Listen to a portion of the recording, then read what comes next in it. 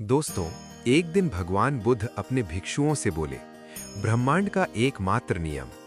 भिक्षुओं, यदि मनुष्य ब्रह्मांड का केवल एक ही नियम समझ ले तो उसे जीवन को बदलने के लिए ना संघर्ष चाहिए, ना प्रेरणा, ना भाग दौड़, क्योंकि तब जीवन स्वयं दिशा बदल लेता है। तुम सोचते हो मैं मेहनत करता हूं, फिर भी परिणाम क्यों नहीं मिलते? तुम कहते हो पैसा आता है पर टिकता नहीं।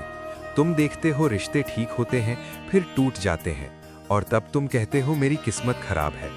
नहीं भिक्षुओं, किस्मत खराब नहीं होती, दृष्टि गलत होती है। मनुष्य जीवन भर बाहर की चीजें बदलता रहता है। नौकरी बदली, जगह बदली, लोग बदले, लेकिन उसने एक चीज नहीं बदली, अपनी अंदर की अवस्था। ब्रह्मांड तुम्हारी परिस्थितियां नहीं देखता, वो तुम्हारी अंदर की स्थिति देखता है, और जैसा भीतर होता है वैसा ही बाहर प्रकट होता है। अब ध्यान से सुनो, ब्रह्मांड का नियम ना बड़ा है ना कठिन, वो केवल ये है कि जिस भावना में तुम जीते हो वही तुम्हारा जीवन बन जाती है। ब्रह्मांड तुम्हारे शब्द नहीं सुनता, वो तुम्हारी अनुभूत अवस्था को पहचानता है। यदि भीतर डर है तो डर वाली स्थितियां आएंगी, यदि भीतर कमी है तो जीवन में हमेशा कुछ अधूरा लगेगा। यदि भीतर विश्वास, शांति और कृतज्ञता है तो रास्ते स्वयं खुलते चले जाएंगे। ये नियम हर मनुष्य पर हर क्षण लागू है। क्या तुमने देखा है, जो व्यक्ति बार बार कहता है मेरे साथ हमेशा गलत होता है, उसके साथ वही होता रहता है, और जो कठिन समय में भी कहता है कुछ सीख जरूर है, उसके जीवन में समाधान प्रकट हो जाते हैं। फर्क परिस्थितियों का नहीं होता, फर्क भीतर की भावना का होता है। श्रोताओं, लोग कहते हैं पैसा मेहनत से आता है। मेहनत आवश्यक है लेकिन पर्याप्त नहीं। पैसा उस मन में नहीं टिकता जो हमेशा डर में रहता है। जो भीतर से कहता है कहीं चला ना जाए, ब्रह्मांड उसे वही अनुभव देता है। लेकिन जो भरोसे और संतुलन में रहता है, उसके लिए अवसर स्वयं मार्ग खोज लेते हैं। भिक्षुओं, जो स्वयं से असंतुष्ट है वो किसी और से तृप्त नहीं हो सकता। ब्रह्मांड तुम्हें वही रिश्ते देता है जो तुम्हारी अंदर की भावना को दर्शाते हैं। यदि भीतर डर और असुरक्षा है तो रिश्तों में भी वही दिखेगा। यदि भीतर सम्मान और प्रेम है तो जीवन में वही लोग आएंगे जो उसी कंपन में होंगे। नकारात्मक सोच केवल मन को नहीं, शरीर को भी थकाती है। डर और चिंता धीरे धीरे रोग बन जाते हैं। शांति कोई बाहर से मिलने वाली वस्तु नहीं, वो भीतर की अवस्था है। जब मन स्थिर होता है, शरीर स्वयं संतुलन खोज लेता है।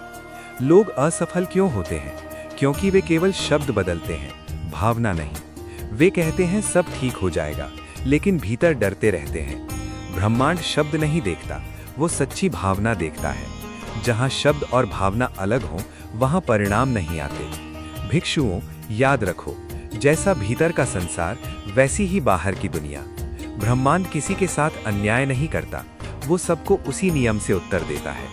हर क्षण तुम कुछ ना कुछ सोच रहे हो, हर क्षण तुम किसी ना किसी भावना में हो, और यही भावना ब्रह्मांड को संकेत भेज रही है। जिस दिन तुम अपनी सोच को देखना सीख लोगे, उसी दिन जीवन बदलना शुरू हो जाएगा। पुरानी सोच आरामदायक होती है, पर वही तुम्हें बांधती है। नई जिंदगी पुरानी सोच से नहीं मिलती।